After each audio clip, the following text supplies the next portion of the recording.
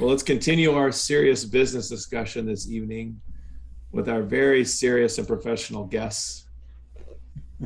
We have an expert panel tonight.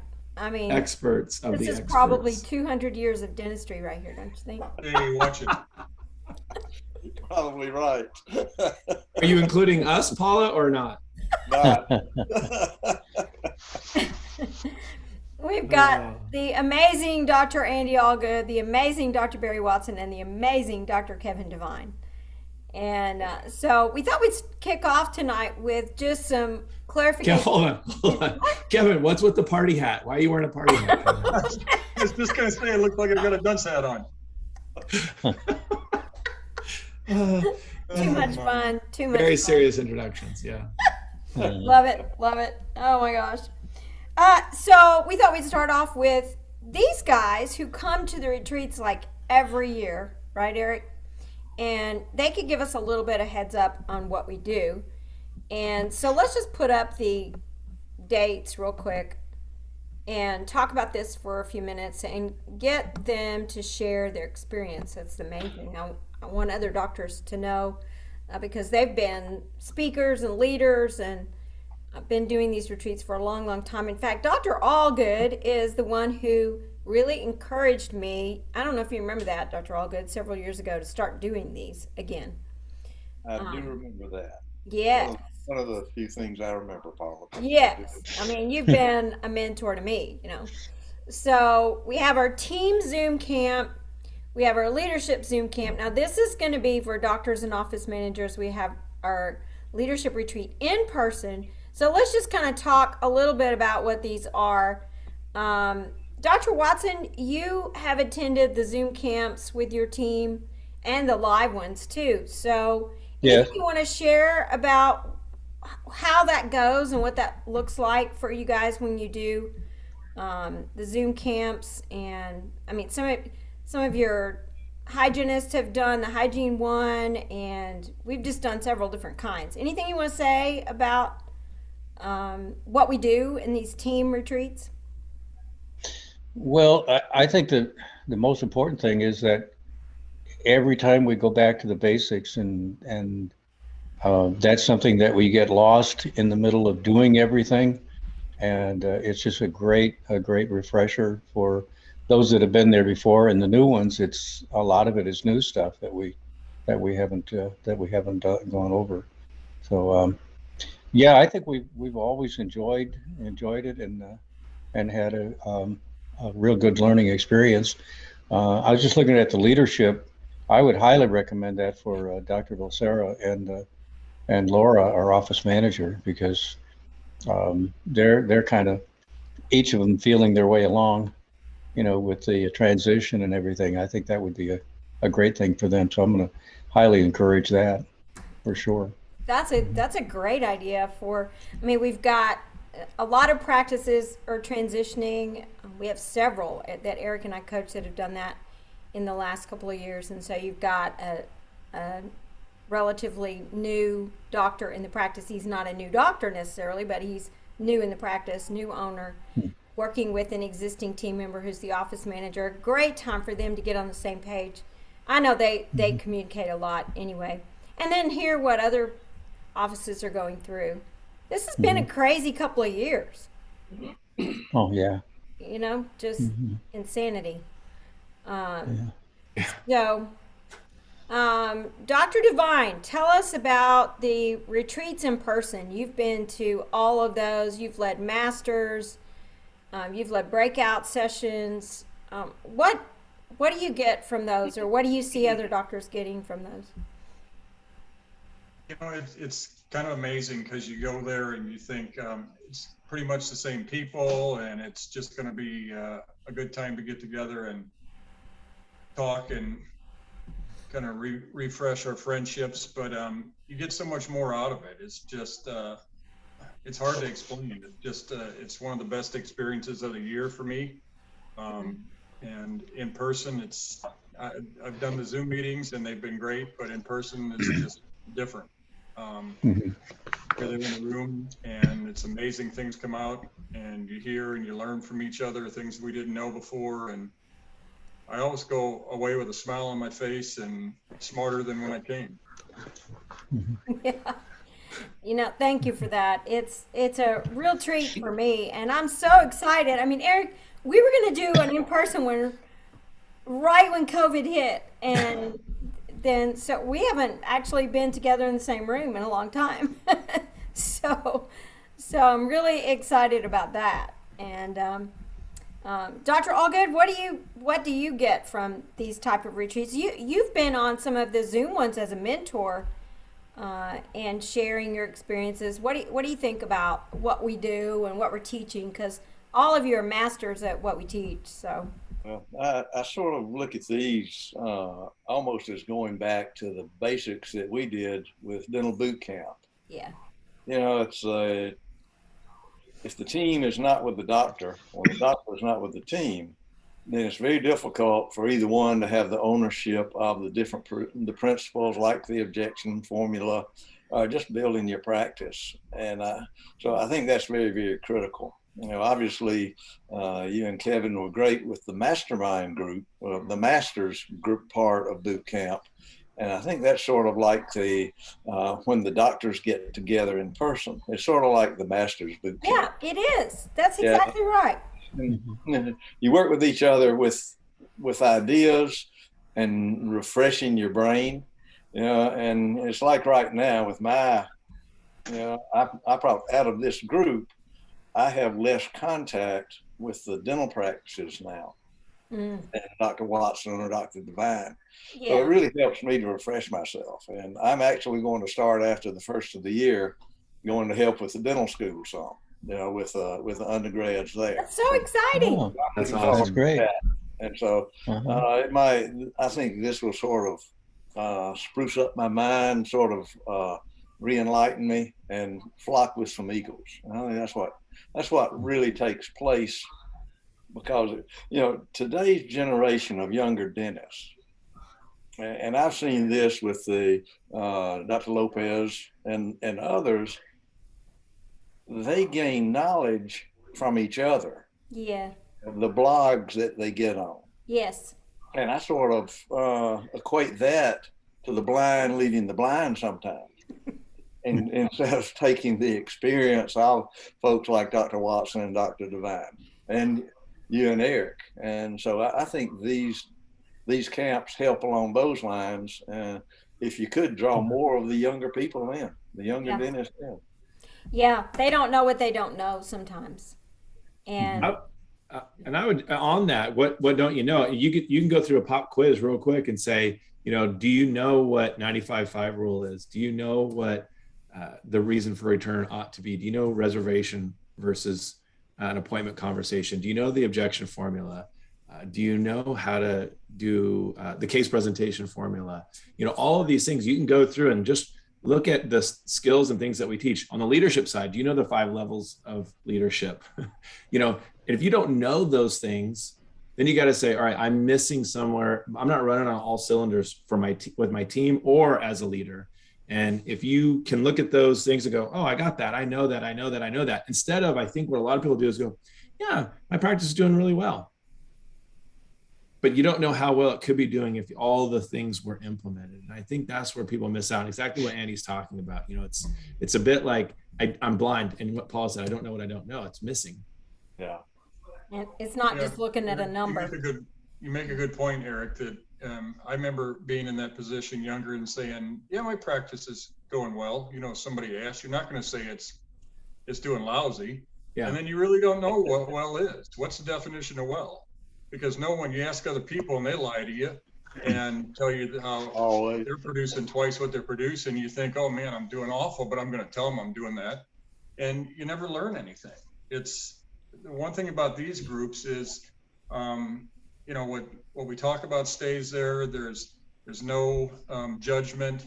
We've all been there. We've all had lousy practices. We've had good practices and done things wrong and done a few things right, maybe. And you just don't get that, I think, on these blogs from your peers. That's a really good point.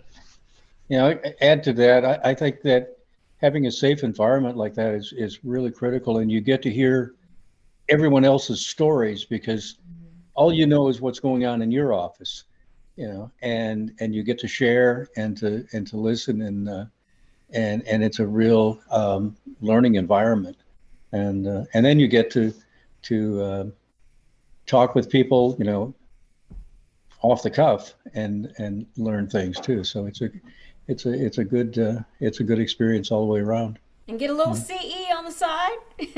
A little bit, Thanks a little bit to now and then. Ted Johnson and the Ipsos seminars.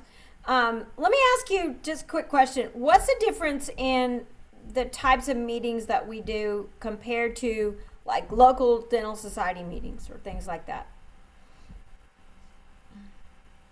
Oh, they're not. Experience. They're not even in the same. They're not in the same building. No. No. My experience has been the local dental society meetings are a place where you go and you complain. And exactly. Talk about how awful things are. I remember when I was younger and eager, and I went to a meeting, and one of the senior dentists said, y'all would have been better doing what I should have done too, and become a truck driver. This is an awful profession. That's what you hear at the dental society meetings. Or again, like I said before, you hear lies. So yeah. And ego. That's one thing we really tried to create a culture, Eric. I think what we've done is this is not about a place to bring your ego and talk about how great you are and promote yourself. It's really about learning, a learning environment, and supporting each other. And how many times a day on coaching calls do you hear this? Well, what are other doctors doing with X? Yes.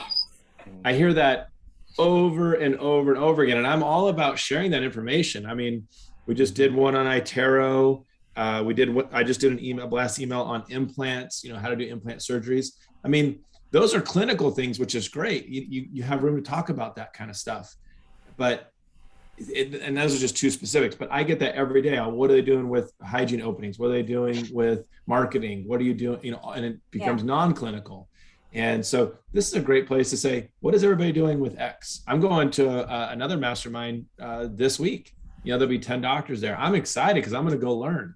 It's not no pressure on me. They're going to teach each other. I'm just going to facilitate. It's going to be awesome. So if you're not doing a mastermind, a few times a year, you're probably you're not keeping up. You're not keeping up with what ought to be in place, especially when it comes to both clinical, non-clinical. It's just, to me, the non-clinical allows the clinical to work. So for sure.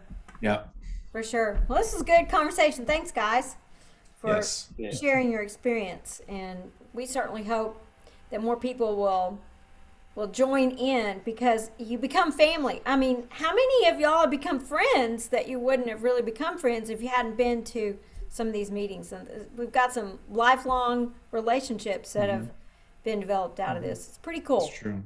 Pretty cool. Sure. Yeah. All right, Eric, what's next?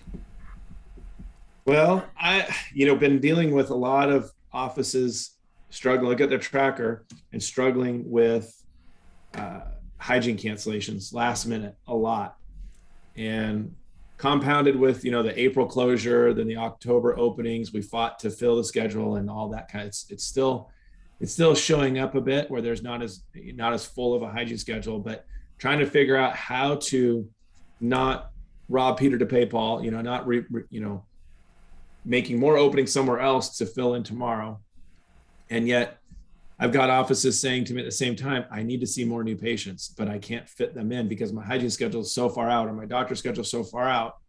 And then they're going, but I have these openings tomorrow. And so, I don't know, Kevin, did you use the exam typing system like Ted does?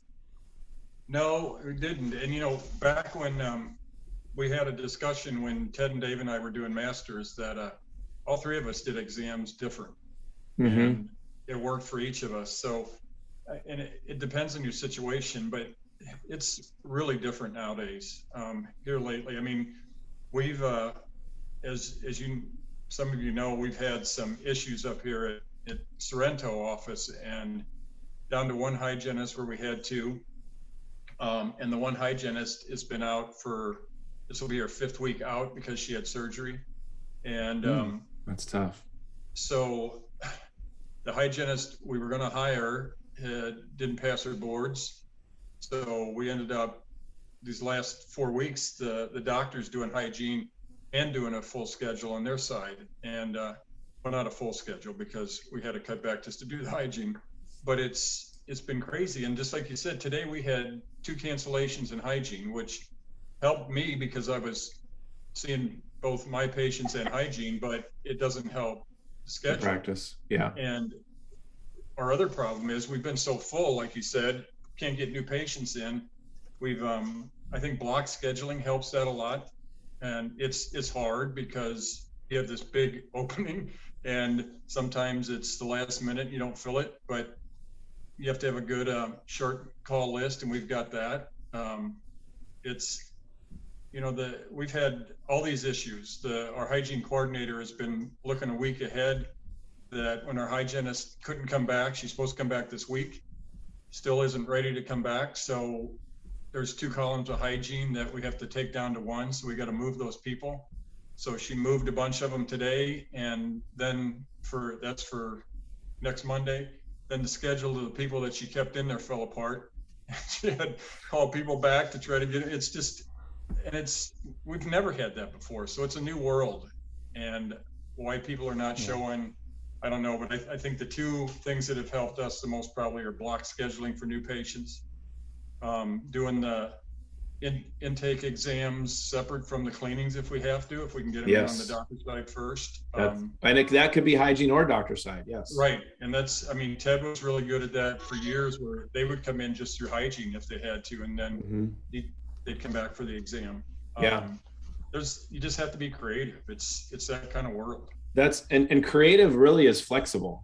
You know, Paul and I talk all the time about friction. We make it so hard sometimes for patients to do business with them. We all learn early on, make it easy for them to do what you want them to do, make it difficult for them to do the things you don't want them to do. And so if coming in as a new patient is important to you in your practice, then why are they waiting 4 weeks to come in? Because they're not, the no-show rate on that increases every week that you schedule them out. And you have an opening tomorrow for an hour in hygiene, you can't find a way to use that time to get that new patient in who just called you. And it has to be perfect. Like you're saying, it's gonna be a perfect storm. You call, move someone, and then something opens up. It's like, oh my gosh. So I get that. It's good. But if you have an opening tomorrow in hygiene and someone's on the phone with you wanting to get in, not for a cleaning, forget it's with the hygienist, just get them in and start doing the records part. Yeah. Right. And then you can exam, type, and reappoint for the second visit and give you the right amount of time. Okay. You're right. You can't have too strict of rules. You have to be flexible. That's exactly right. Yeah. Remove that perception that friction exists. Paula, I mean, what are you doing? Yeah. What am I doing? Yeah. Well, what are you doing to help fill these hygiene openings and dealing with cancellations and try to prevent them, all that good stuff? You know, Dr. Watson, were you going to say something? No? Okay. No, I think he had frozen for a minute there. Yeah. Okay. Okay. Back. Yeah. You know, one of the things that I like to share with teams is to get a call list going. And some people have a great call list like you guys do, Kevin. You've got a long one now because of all the things that have happened. But most practices, all they're doing is moving the canceled patients around. The patients cancel, they move them out because there's no room, and then they just move them back. And I just think that's teaching them that, you know, I use a word picture of like grounding your teenager, but then you let them off because there's a big dance on Friday. So, Yes. they're like, you know, oh yeah, she said I'm grounded for a month, but you know what? They're going to get me back in. So what I usually say is take your database. So if you have about 2,000 patients, the average practice has about 2,000 patients, I guess, 1,500 to 2,000. And you divide that by how many days you work, which is what, 190 or so a year? Is that right, Eric? At least 180. Yes. Okay. So that's about 10 patients a day that you want to research. What, Dr. Allgood? That's You never too work. much. You never work that much. I know. Maybe that we should say the practice is open that many days. So that's, I mean, we're just doing ballpark numbers here, but that's about 10 patients a day that you want to research and find out, do they have a hygiene recare date? Do they even have a due date? are they in your system? You'd be surprised how many patients are not even in your system. Yeah, with Dentrix, you can have a patient in there and not have continuing care assigned to them. You can run that report and say, show me what that You is. can. And I think how you move the patient around, because these practices are doing, they're having to move patients.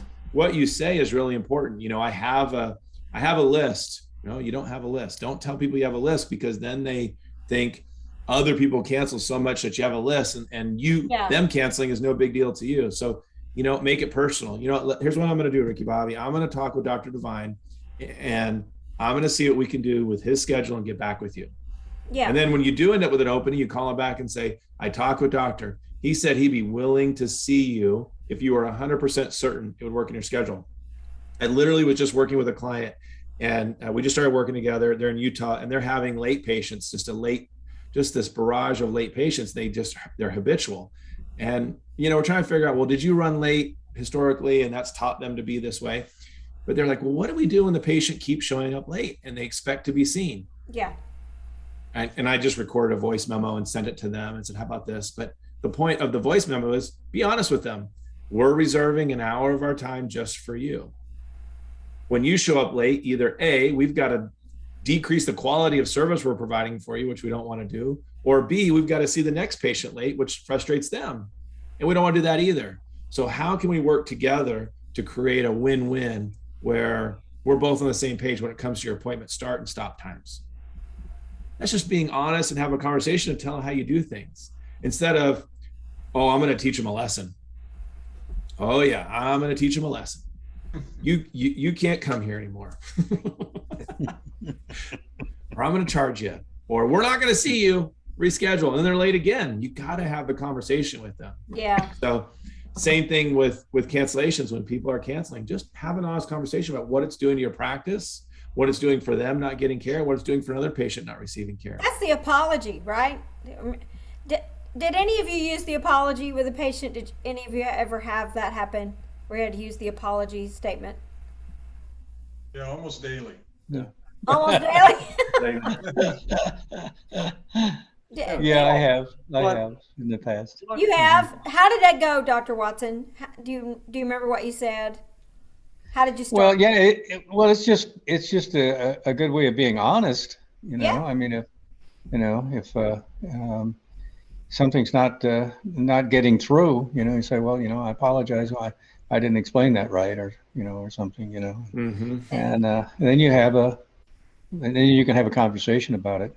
Yeah, I've over through the years, I've just become much more casual in dealing with patients. I don't know if that's the right word or not, but just sitting down on eye level with them, Being real, not genuine, preaching. Yeah, not preaching, working together on it.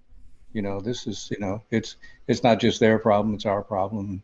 You do your part, I'll do my part. Right. Paula, So are you seeing more cancellations post during this time than pre-COVID? Yeah, especially in hygiene.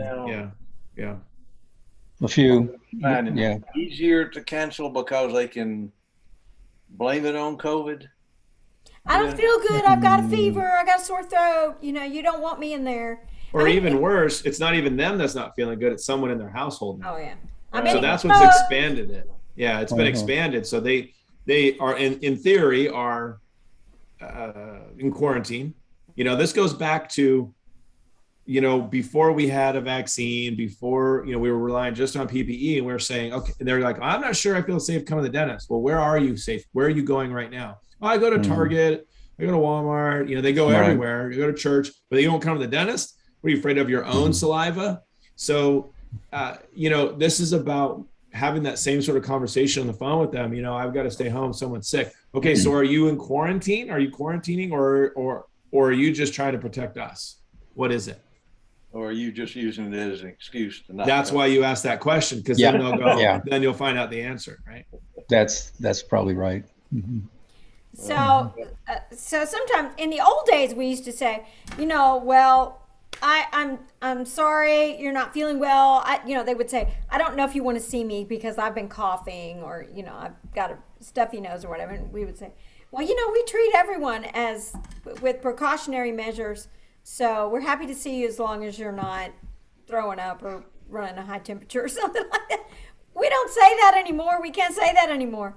One thing you can do is go back to their condition and their dominant buying mark. Oh gosh, I'm so sorry. I mean, we definitely don't want you to come if you're sick, but I'm looking at your record, and last time you were here, this tooth is really cracked. Is it hurting you yet? That crack is probably going. You're not eating on that side, are you? I hope you're on like baby food diet right now until you can get in here. Cream spinach, I'm still struggling with the fact that you said in the olden days when we used to say this. In the olden days. It's called BC. Well, Eric, I've always said I need Paula to come be my receptionist and all because Yes. and that's there's still an issue in that we're as the doctors are sitting here talking about this, but these are things that really need to be covered in the Zoom meetings with the team, and I know you will be. That's I think it'd be a great thing to go around and have them participate, in some role plays. Yeah.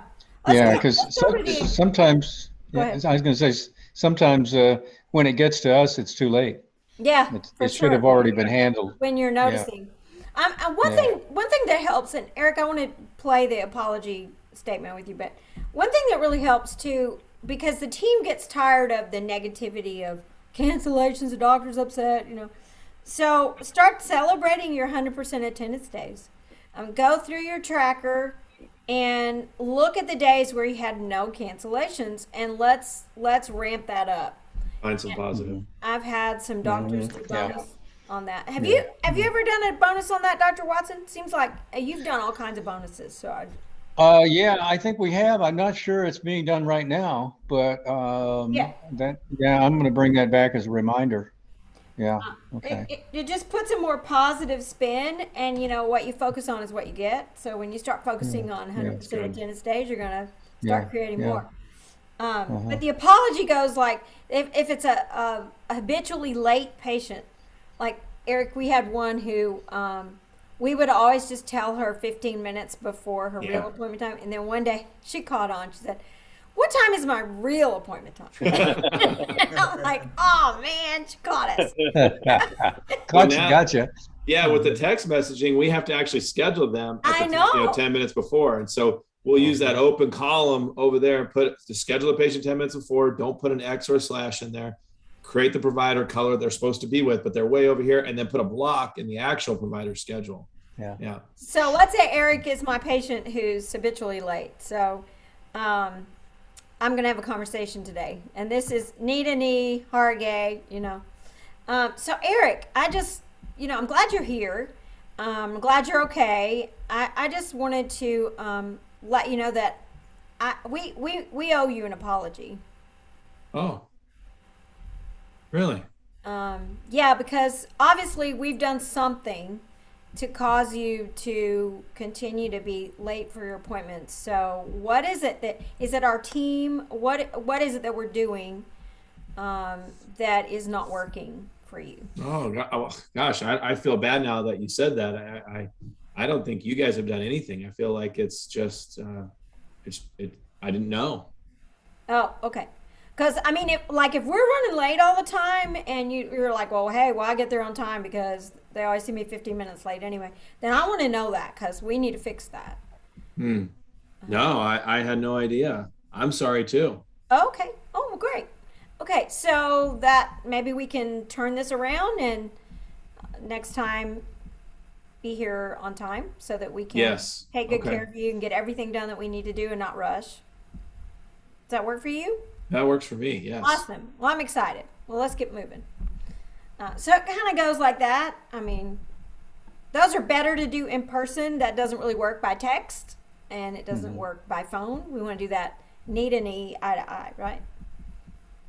With your goggles on and your face mask and your all that. So that's what we're talking about when we say the apology. It's not an admission that you've done something wrong. It's a conversation opener. right? Okay. So we got a lot of tools here in the toolbox. We'll have to remember all these when we do our Zoom camp. This is great for cancellations. But I think I would love to hear from people what they want to work on, ahead of time. If your office you think other offices struggle too, you can, tell us what you want added into the Zoom camp and we'll cover it. Yeah, we pretty customize it every time. Everyone is a little bit different in it. That's right. That's right. Because of the questions we get and things like that, for sure. Okay. How hard is it to do role playing with a team on Zoom like this? I think, that's a good question, Andy. And one thing that I really like when we do the Zoom camps is that everybody gets on. See, like how we are individually on the camera. And what works really well is if we can have everybody on with their face instead of a group. So some of the teams meet in the room as a group, but you can still get on. They can get on their device and show their face. Does that make sense? And then when we do the breakout sessions, we do the Zoom rooms, and that puts a smaller group together, and there's a little more safety, and they feel more comfortable doing that. But we've done it a lot, haven't we, Eric? Yeah, I have a client. We just do 30-minute team meetings twice a month. That's how they like to do it. So today they texted me and said, hey, we want to do role playing with you. We want you to be the patient. They gave me 3 scenarios, and they were just one-on-one with me, and all 3 of them role played. And I was, it's better than what used to be on the phone, Yeah. So, it's much better than the phone. Yeah, for team meetings. So, and then if they're in their room together, they can role play amongst themselves too. And you can observe or give them different scenarios. Yep. That's awesome. Yep. Yeah, that works. Yeah, Zoom has been great. It really has to catch the body language that goes on. So Probably not as scary as getting up in front of the whole room, when it's not. When you're in your own space and you're just on a camera. Yes. They get embarrassed and they just turn their camera off. Right? Right. Where'd she go? She's we can't call fall her. in the ocean. That's right. Yeah. Run over by a big boat.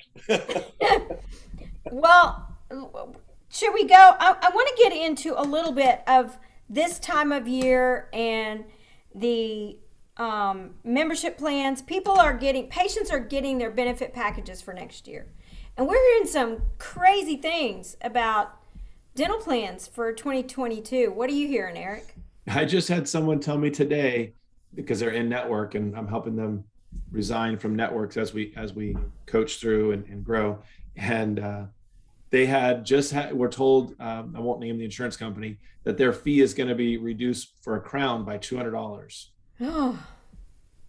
They're getting their fees reduced, not increased. So, yeah. And this here, let me, this is some theory here. Okay. This is a conspiracy theory. This is just theory. As the workforce starts to decrease, I don't know if you guys are seeing this, but it's not just dentistry. Everyone's fighting for employees right now because people are like, I'm not going to go work for that. I'm not going to go do it. So now there's not that many people paying into the plan. And insurance works on the more people that pay to it, we can just pay the few who go, right? And when not that many people are paying to go, all of a sudden they go, oh, we don't have that cushion anymore. We need to lower what we pay out because they can't change the premiums. Yeah. They can't increase the premiums but they can decrease what they pay you. So the insurance company's never going to lose money on this deal. So instead of you, and I get offices telling me all the time, hey, how do I get a fee increase with my in-network PPO plan? That's what I say. That's what I'd say. Yeah. It's like, is there a consulting company out there that I can pay that will go negotiate my fees? Yeah. Yeah, and you're going to get 3% on a fee that's already an average of 35% lower than the going rate. What's 3% going to get you? And then you got to pay them again next year to do it. Why are you in network with and them? You're paying this company $700 a month to do that. That's right. That's right. And then the fees go back down when you don't look. That's right. And here's the thing. Why are you in network with MetLife, Cigna, Aetna? I don't know. When they're going to pay your UCR fee anyway. This company, this office is looking at today. I mean, they only have 131 patients in Cigna, but their average write-off rate looks like it's about 25 to 30%, depending on, they're higher on their hygiene stuff, lower on their big things, right? I'm like, your profit margin is 25 to 30%. Okay. So 131 patients. So when you resigned from Cigna, and I asked them, I said, are you in network with other insurance? They just Delta. I said, okay, so with Aetna, MetLife, and all these other companies, do they pay your fee? Yeah. Then why are you in network with Cigna? Oh, it's scary though. We've been in network with them. That feeling. It's like, well, once you're out of network, they're going to pay your UCR fee. Because somebody's grandmother has Cigna and we've got to do it. He goes, I looked at the list. I have a lot of friends on that list. That happens a lot. I mean, I've got a doctor, we were looking at his too, and I was like, why are your adjustments like this? And we looked at this one plan he's on. He's adjusting off 50% of his fee. We had another doctor this week that you and I both work with, 49%. One insurance company only pays 49% of his fee. I mean, what in the world? I mean, you can't keep doing that. Why don't you just stay home? Stay home. I mean, you're giving away, you're working 6 months for free, right, Kevin? Yeah, be better off staying home. So, what amazes me is, like you're saying, we'll talk to people with membership plans, and they'll say, "Oh, I really don't want to give somebody, give everybody a 5% discount," and it's like 5%, but you're writing off 29, 30, 40, 50%, but that's okay. It's crazy because they don't look. It's too scary to look at how much they're writing off. And we have pointing out their adjustments because they don't want to look at it. We have 2 trackers, Kevin, that we use, and it's a population. Show me the population of each one of your plans that you're in compared to your active patient base, active because it's usually inflated, but they're equally inflated. It gives us a percentage. And then we say, all right, now put your fees in for that, your UCR, and it's a PPO write-off calculator that shows them what is their fee, how much they write off, and then what's the percentage of the practice that has that fee done. And it shows them just on 21 different codes, right? Your top 20 codes, what the annual fee is. It's crazy. It's crazy how much they're giving away. And it's eye-opening, and they have to look at it and go, okay, am I okay with writing this off?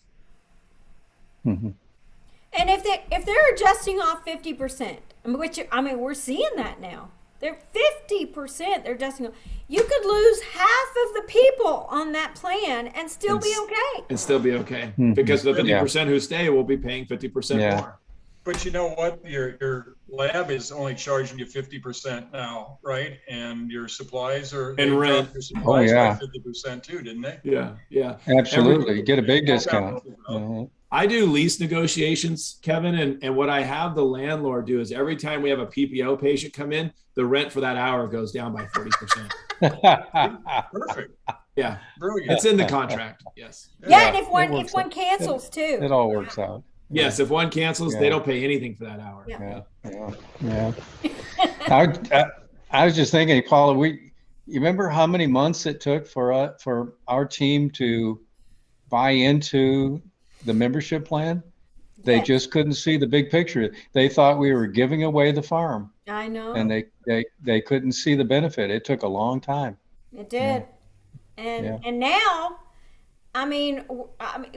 Kevin, one of the practices you were in, they dropped the big D, and because of the membership plan, tell us what happened. Well, because of the membership plan, a lot of things happened. Didn't lose very many, if any, of the patients. You actually grew that year. And actually grew, had higher treatment acceptance, better profits, of course, because we're not giving it all to Delta. And it was scary, but we went about it. They went about it in the right way, and it was barely noticeable. In fact, what we noticed was how much better things got. And it's funny because Maine, there's not a whole lot of dentists in Maine as a state, and so you stand out. And the president of Delta, Northeast Delta, actually personally called Dan to ask him why he dropped out. And then when Dan kind of told him the truth, he got kind of arrogant and mad and was acting like, you're just going to die. you're gonna just you just ruined your whole practice. So I mean, that's how worried they are that people drop out of it because the president called. You can't live without us. I'm just telling Yeah, you. it's You know, pretty that's what crazy. they're. And that's, I think that's why the insurance companies are so good at hiding the fact that they're stealing your profits, that people think that it's okay to sign up with an insurance company, but membership plans, you know, we're open with how much we write off, and it's just out there and you see it. And it's, even though it's minuscule, they don't think, teams don't think they write off anything to the insurance companies. Yeah, they don't really get it, especially if they've got those insurance fees in their database. They don't even see their adjustments. And I get it. It's scary to get out of it because the insurance companies have made you feel like you need them. Yeah, exactly. So what do we do this time of year with our patients? What conversations are we having? We're having the use it, lose it, save it. So it was used to be use it, lose it, but I had to save it on there because if you're in a membership plan, you're not losing anything, right? You're saving your money. You're actually saving more money than if you're on insurance because of the profit that the insurance company takes out of that cut. So you're cutting out that middleman of your benefit and you're getting all of your dollars that you get benefit for. Then we're also asking patients when they get their benefit package to call us before they sign up. Talk to us before you sign up for next year and let us go through that complimentary benefits analysis with you. And I know some admin teams are like, oh, you don't have time to do that. And, you know, here's the thing.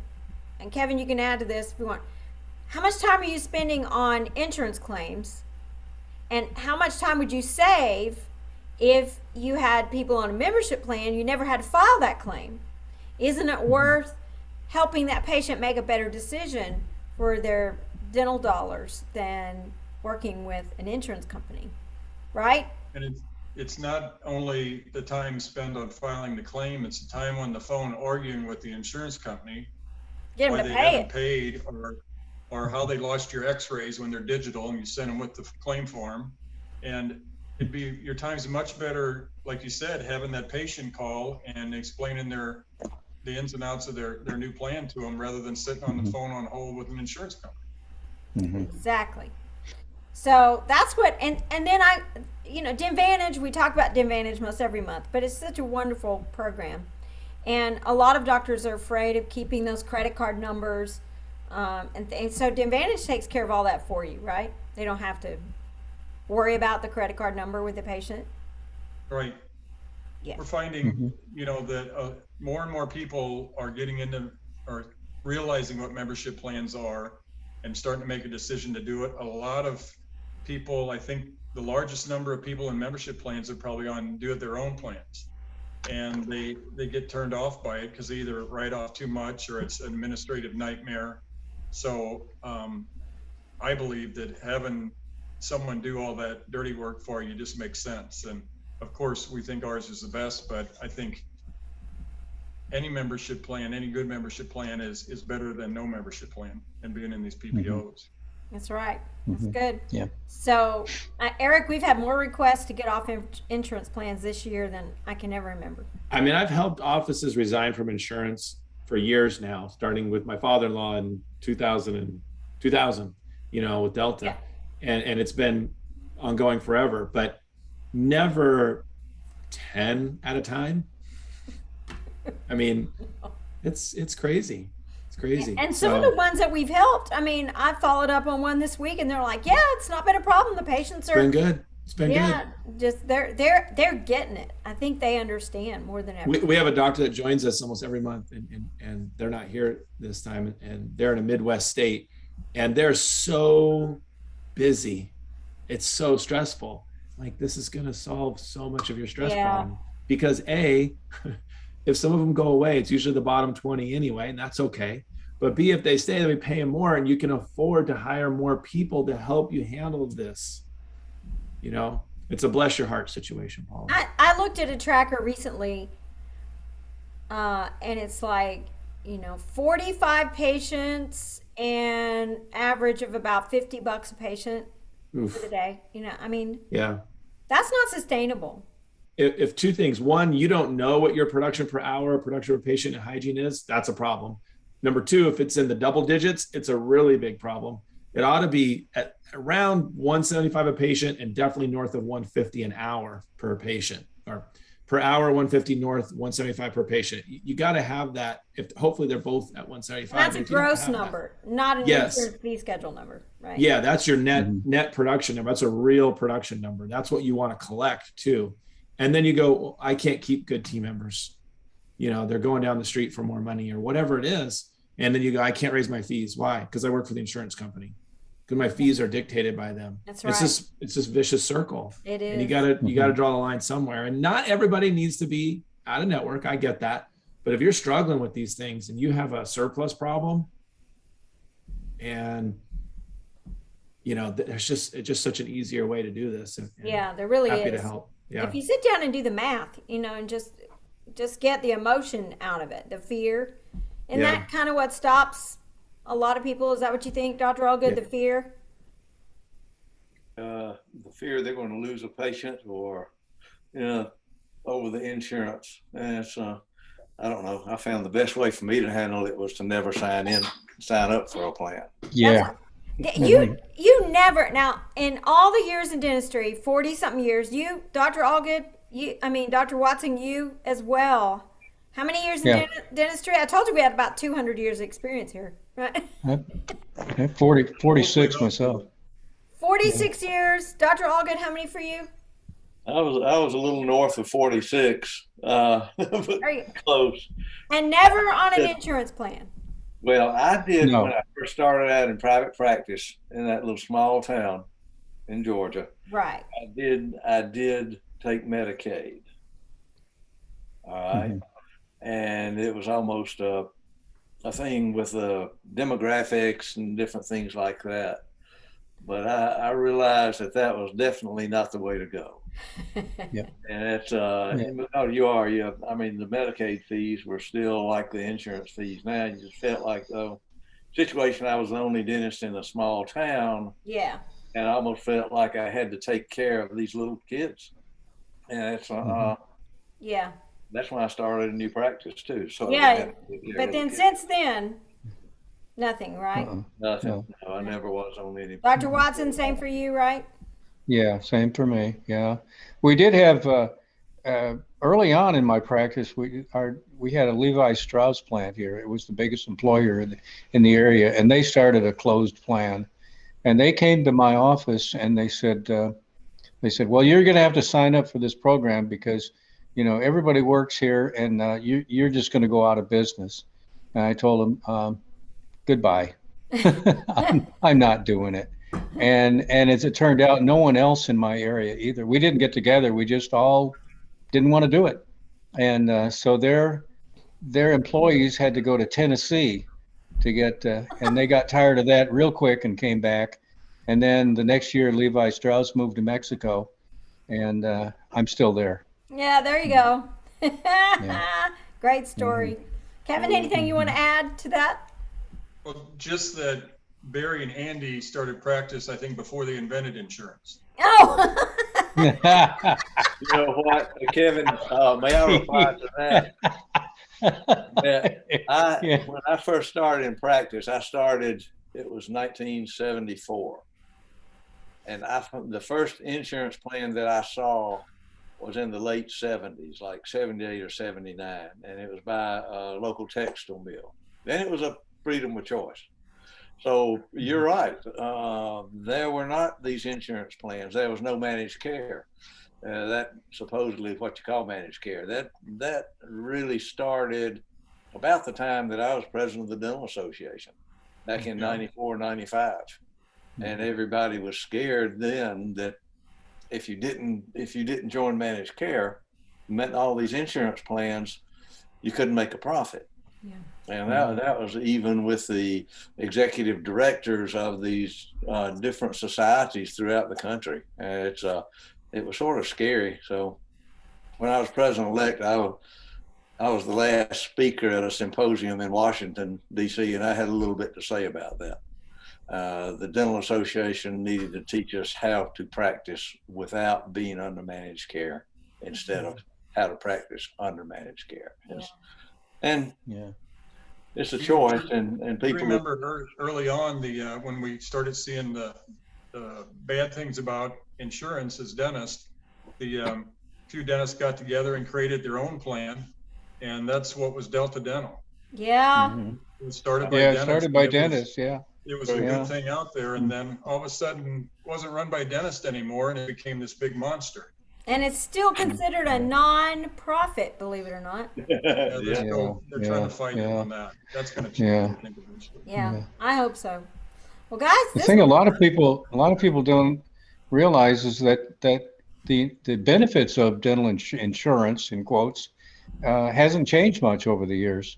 I mean, when you're talking about way back, Andy was talking about, the benefits were almost the same then as they are now, oh yeah, but the premiums have skyrocketed.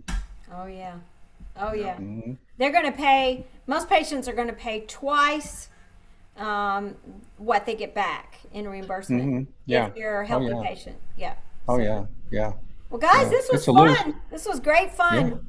Eric, Mhm. anything else? I Good. mean, we didn't get to Objections? wait till January. That's a big one, which I would Yeah. love to have that role play with these guys. We'll have to do that again next month. But Yeah, we're absolutely.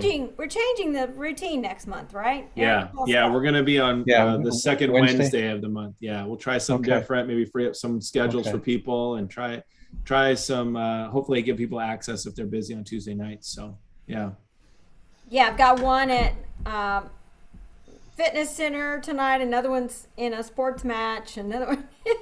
So we'll shift the day around and have some fun with that. Just be flexible, right? Yeah. Second Yeah. Wednesday. Mark your calendars, and we'll keep you posted on that too.